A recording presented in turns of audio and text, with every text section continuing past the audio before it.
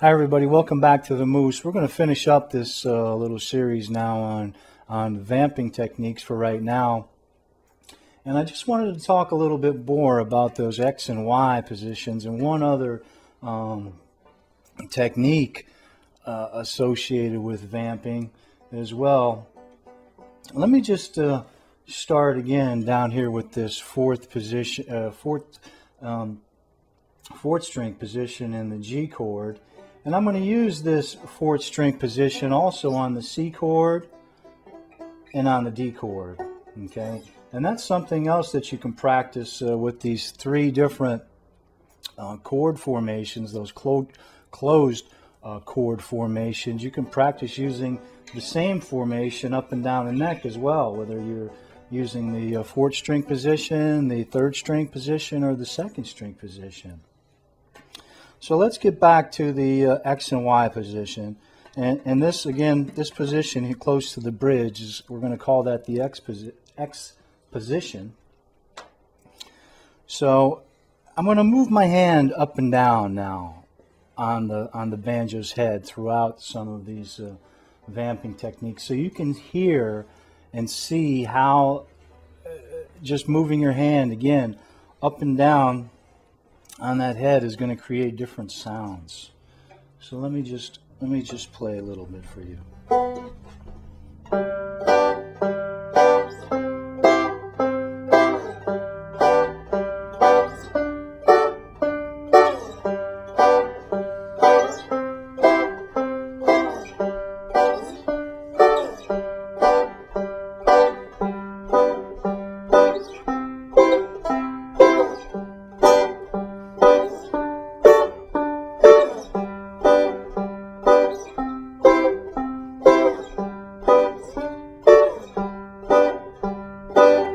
So you can see and hear how that sounds differently, the tones, the mellower tone as you move your hand closer to the neck. Again, you can use all second string positions if you want. The G, C, and D. You can switch them up using different those three different techniques.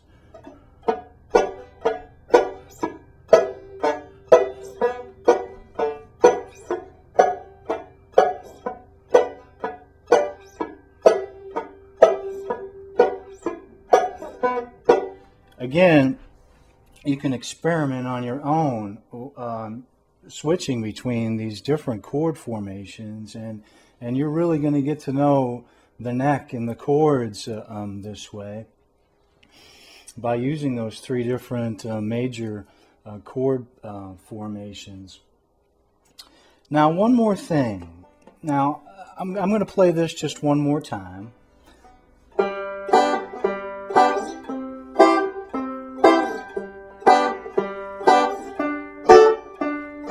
And now this way.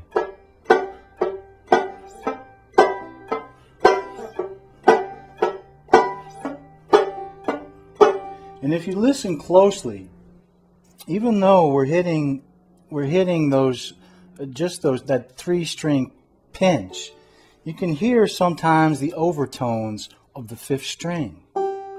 Okay? And what I like to do sometimes, and a lot, and this is a little bit of an advanced technique, but since I'm showing you these vamping techniques, I want to show you anyways. What I do sometimes to deaden that fifth string is I'll place the back of my hand onto the banjo's head and up against that fifth string. Okay, and that's totally deadening the sound of that fifth string, and it's also going to create a different sound in the vamp. So let me just play a little bit, and you can hear and see how this is going to sound differently.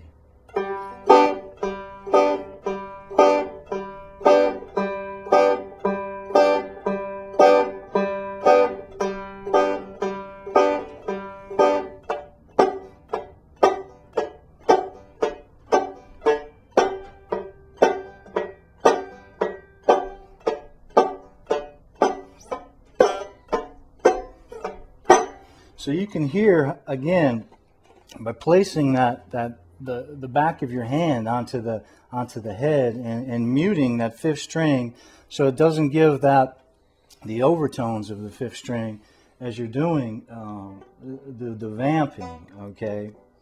And that's something you can practice on as well if you want later on. I just wanted to explain that now while we're doing this series on vamping. Okay, now we're going to get into a lot more of these vamping techniques. Again, I said earlier that the combinations of rhythm and percussion on the banjo are endless, and we're going to continue on to explore those many possibilities in future and intermediate and advanced lessons. So practice your vamping. Another thing, while I'm on this subject, you can use any string combination of the right hand as well. You can do 3 string pinches. You can do 2 finger pinches if you want, with your index and your middle, or any way you want to break up the strings, okay? And you can experiment on your own to see what the different string combinations are going to produce as you work through these 3 basic forms of vamping on the 5 string. So thanks for joining me, everybody. And also, before we go, I'd like to say that you're going to have many opportunities to practice your vamping right on the site. We're going to continue to lay down guitar tracks and rhythm tracks, and also I know our fiddle instructor Jeff Weiser just laid down a bunch of fiddle tunes that you can practice your vamping on anything that you find on the site. And it's a great way. I know I practiced a lot when I first started playing vamping along my uncle, who was a great old time fiddle player, and practicing the vamping techniques. And a lot of the fiddle tunes might be in the key of D. And so if you have any questions or concerns about with some of those fiddle tunes, the chord progressions, you can always private message me in the site, and I sure will tell you what the chord progressions are on any of those tunes, or any tune or song that you might want to learn.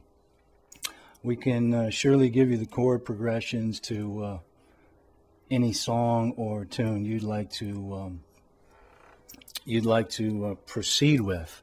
So hey, thanks for joining me again, everybody, and good luck with your vamping, and we'll see you next time right here on musicmoose.org.